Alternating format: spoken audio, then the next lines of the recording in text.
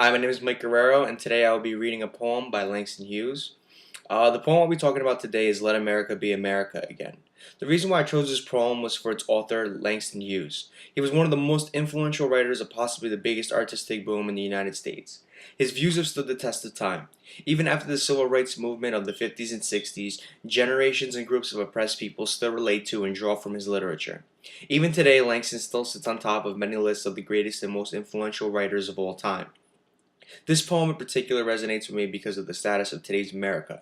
Although the poem has undertones of changing discrimination, I drew Langston's want for America to be nothing more than what it promises to be.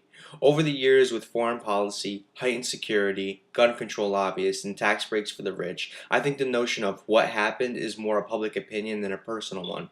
Where and when did we go wrong? Let America be America again. Let it be the dream it used to be. Let it be the pioneer on the plain, seeking a home where he himself is free. America never was America to me. Let America be the dream that dreamers dreamed. Let it be the great strong land of love, where never kings connive nor tyrants scream, that any man be crushed by one above. It never was America to me. Oh, let my land be a land where liberty is crowned with no false patriotic wreath, but opportunity is real and life is free. Equality is in the air we breathe. There's never been equality to me, nor freedom in this homeland of the free. So, who are they that mumbles in the dark?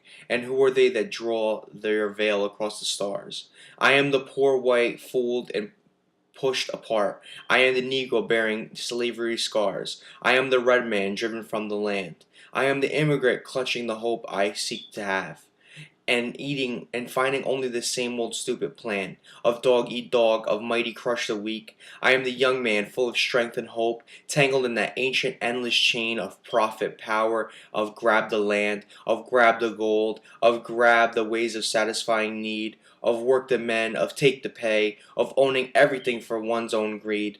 I am the farmer, bondsman to the soil. I am the worker, sold to the machine.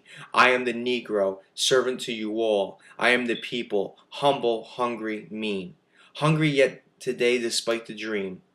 Beaten yet today, O pioneers, I am the man who never got ahead.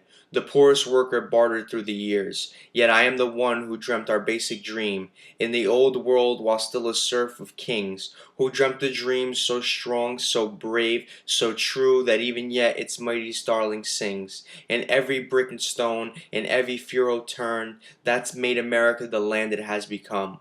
Oh, I'm the man who sailed those early seas in search of what I meant to be my home. For I am the one who left Ireland's dark shores, and Poland's plain, and England's grassy lay, and torn from black Africa's strand, I came to build a homeland of the free. The free? Who said the free? Not me. Surely not me. The millions on relief today? The millions shot down when we strike? The millions who have nothing for our pay? For all the dreams we've dreamed, and all the songs we've sung, and all the hopes we've hung, and all the flags we've hung?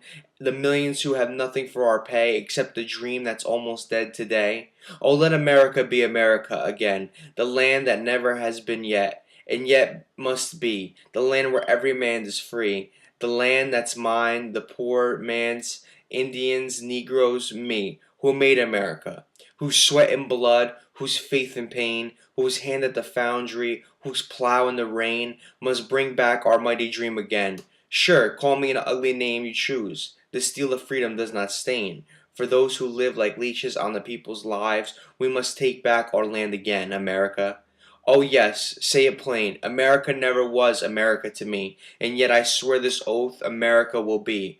Out of the rack and ruin of our gangsters' death, the rape and rot of graft, and stealth and lies, we the people must redeem the land, the mines, the plants, the rivers, the mountains, and the endless plain, all the stretch of these great green states, and make America again. Now, in that poem, you can see that he wasn't just speaking about African Americans as he was most known for. He always stood up for equality amongst all groups because he understood that in order to build a profitable and prosperous country, that he needed equality along all boards, and everyone needed to work together. And this great country came together from a bunch of different immigrant groups and a bunch of different people. I mean, even Patterson. If you take a look at Patterson's long history, there were so many Italians and Polish people that immigrated here, back in the day, and made this the Silk City. There was a lot of different textile factories. There was a lot of different clothing factories. Even people in my own family, women in my own family migrated here from Italy to work in some of these factories. And it wasn't always easy. And today it still isn't easy.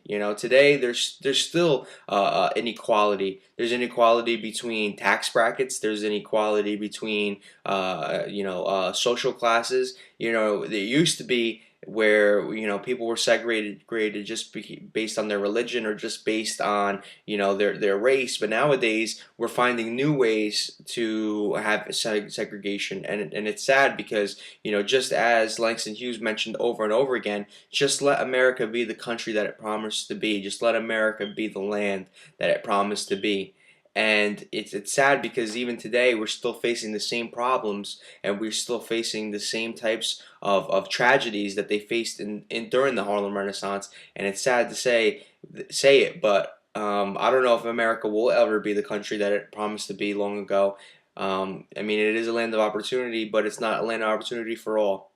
And that was my piece, and that was my poem, and I hope that a lot of people can take a look at this piece and actually see that we do take a lot of things for granted because we still deal with these problems today. And there's people that think that after the 50s and 60s we really closed the chapter on inequality and segregation and things like that, but we were really just getting started. And like I said, nowadays we're finding more and more ways as a society to separate and to group people.